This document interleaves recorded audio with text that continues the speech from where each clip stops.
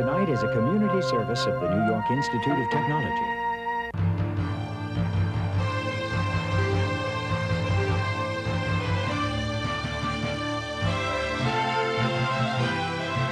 Covering the news of Nassau and Suffolk County's Long Island News Tonight with Ken Eckhart, Carol Peck, and the award-winning LI News team.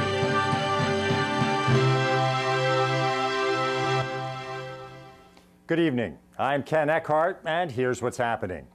A Long Island man today was sentenced to 20 years to life in prison for sexually abusing an 8-year-old boy.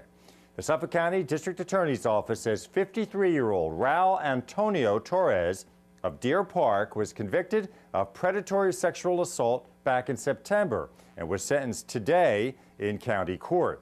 Torres' son, 26-year-old Raul Alfredo Torres, is currently serving a 15-year prison sentence for a criminal sexual act against the same child. He's housed in the Clinton Correctional Facility in the upstate village of Dannemora. Well, several people ended up at the hospital today following an early morning fire at an apartment in Valley Stream. Police say the fire was reported a little before 5 this morning at an apartment on North Central Avenue. 100 firefighters with 13 trucks from area companies responded to the fire, with 1 resident, 1 police officer, and 2 firefighters sent to a local hospital for smoke inhalation. 2 other firefighters were treated for minor injuries. That fire has been labeled non-suspicious. The former Southampton town supervisor was in court today on the first day of her trial for drunken driving. Former supervisor, Republican Linda Cabot, was arrested back in September of 2009. The 43-year-old Cabot of Quogue reportedly refused to take a breath test 3 times and pleaded not guilty. 2 months later, she lost her re-election bid. Cabot's attorney says his client was set up by the police. A U.S. senator is calling for the ban of a synthetic drug used by young people for a cocaine-like high.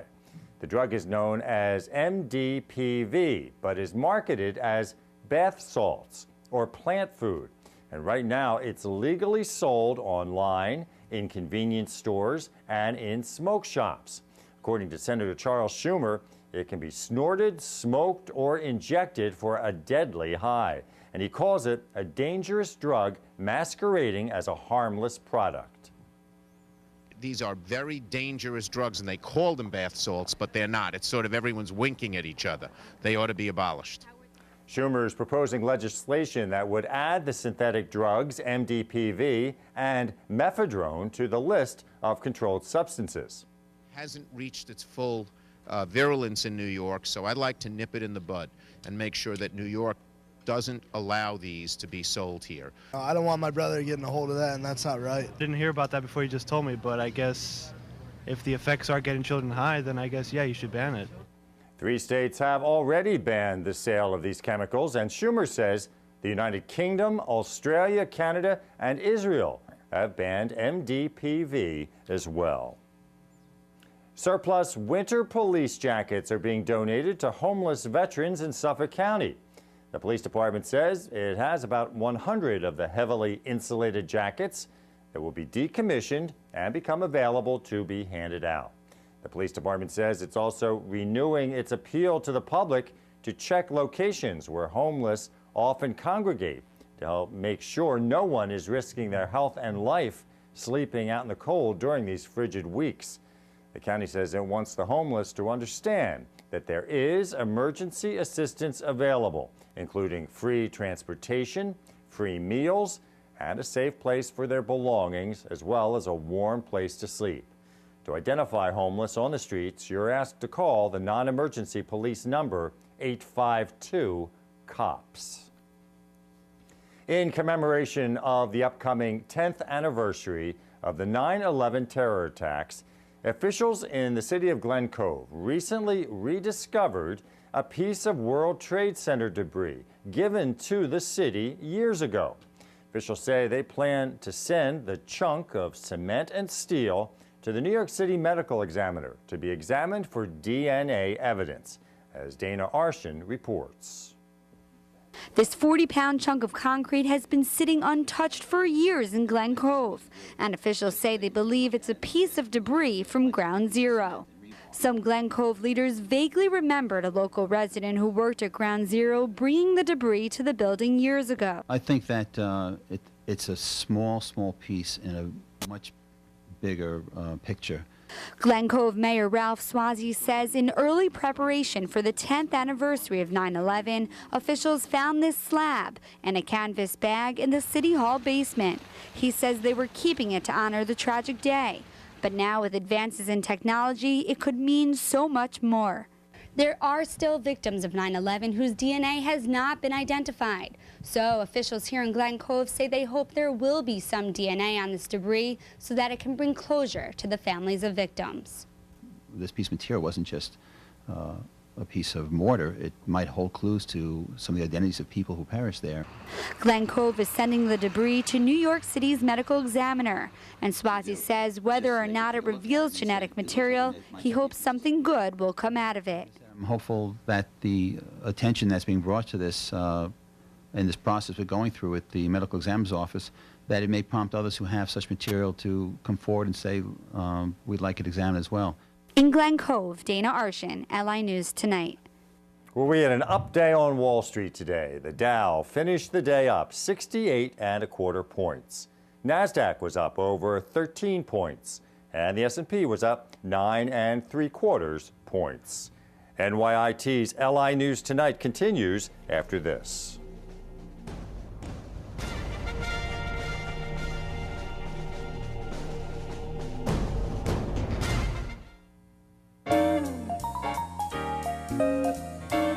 See a screening of the film Devil in a Blue Dress at New York Institute of Technology's G. Seversky Center in Old Westbury on Wednesday, February 9th at 5:30 p.m. For more information, call 516-686-7567.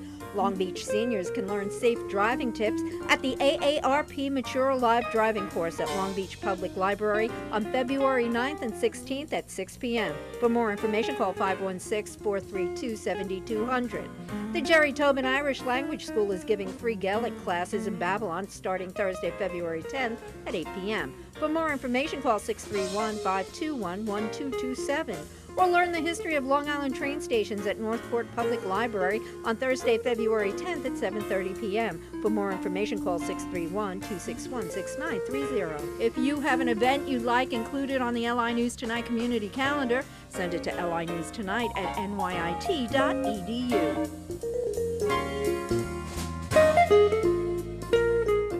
In Melville, J.B. Buno, LI News Tonight. In Bethpage, Stephen Katove, LI News Tonight. At Belmont Park, Sophia Allen, LI News Tonight. These are just a few of the people who have been reporting the news for LI News Tonight over the past year, and you could be one of them. Television news is an exciting and challenging career that could put you in the middle of what's happening and in touch with the people who are making the news. A career in television news journalism can offer you the opportunity to work as a reporter, camera person, or videotape editor, or any number of behind-the-scenes jobs, including producing or manning the assignment desk. And it's a career that can be yours by joining the LI News Tonight news team. Produced at studios on the campus of the New York Institute of Technology, LI News Tonight offers television news internships that can earn you college credits and the possibility of being on the air in just a few weeks. LI News Tonight has been the jumping-off point for many local and national news professionals, and you could be next. Call 516-686-7952 for more information on how to enroll for LI News Tonight, and let us put you on the air. Taking a look at world headlines today, Cairo's airport was a scene of chaos today as thousands of foreigners tried to flee the unrest in Egypt. A U.S. military plane landed in Cyprus today with dozens of U.S. embassy officials and family members from Egypt. Officials say it will take several flights over the coming days to fly out thousands of Americans from Egypt. Meanwhile, Egypt's capital was showing some signs of normalcy today, like trash pickups, subway service, and police on the streets. Soldiers and neighborhood watch groups armed with clubs and machetes kept the peace in many districts overnight.